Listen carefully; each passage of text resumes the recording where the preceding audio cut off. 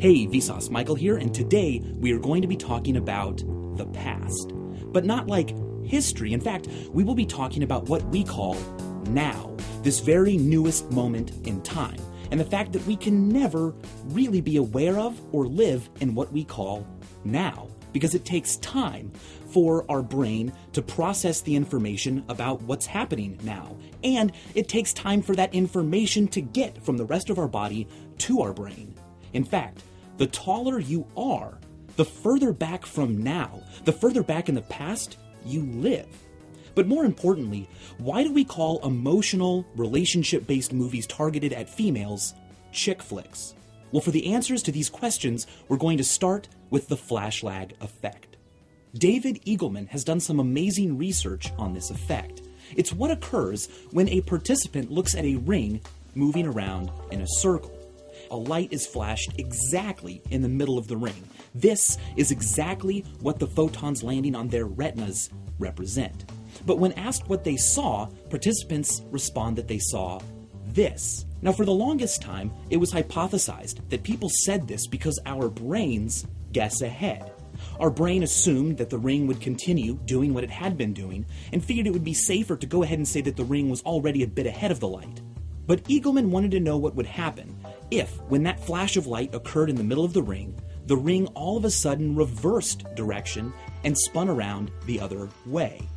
If our brains really are guessing ahead, participants should still say that they saw this, because the brain figured that the ring would be there and was surprised when it went the other direction. But instead, participants said that they saw this. Now, how could they have seen this if they had no way of knowing that the ring was going to reverse direction? Were their brains clairvoyant? Can our brains see into the future? As it turns out, no.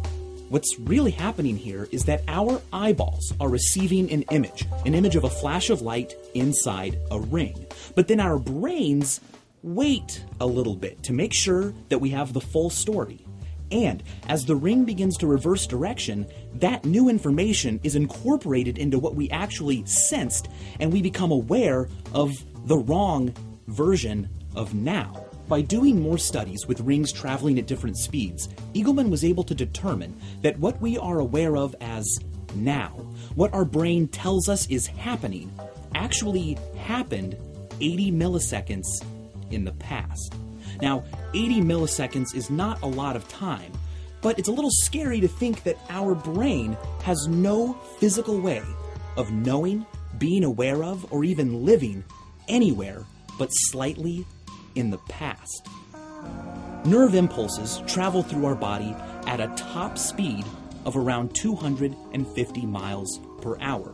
But now, look at Bill Warner on a motorcycle.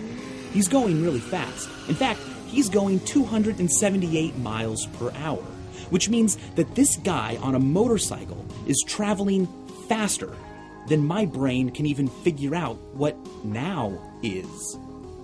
Keep in mind that 250 miles per hour is the top speed for neural impulses within our body.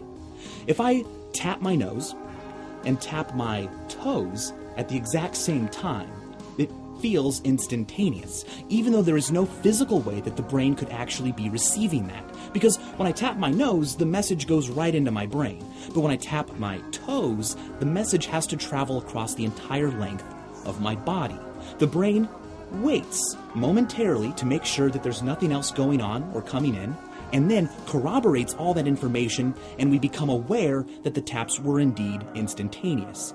But we don't become aware of that tap until the brain is sure, which means that the taller you are, the longer the brain has to wait for that physical message to come from your toes, the further behind you technically are in actually feeling the touch, the further back in the past you're living.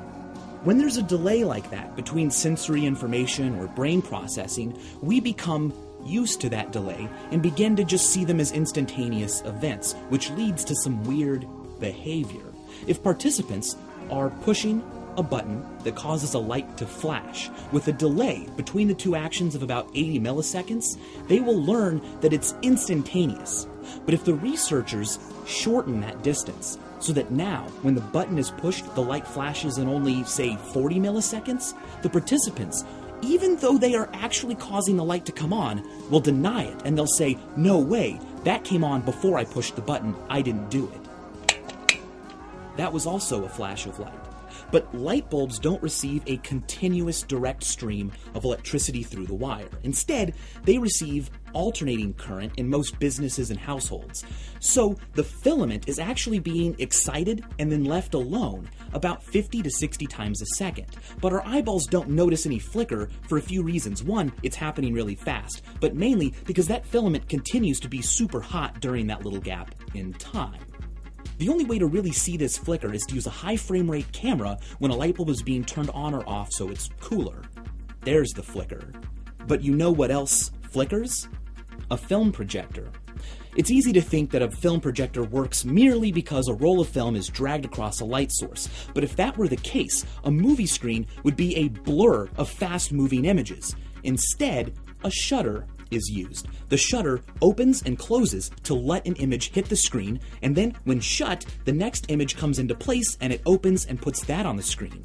Now, early films were shot at only about 16 frames per second, so sitting in the theater, you would see a bright image flashed 16 times on the screen, which was not fast enough to not be noticeable, so movies flickered, which is why they were called flicks, which is where we get the word chick flick. Alright, I'm gonna go now.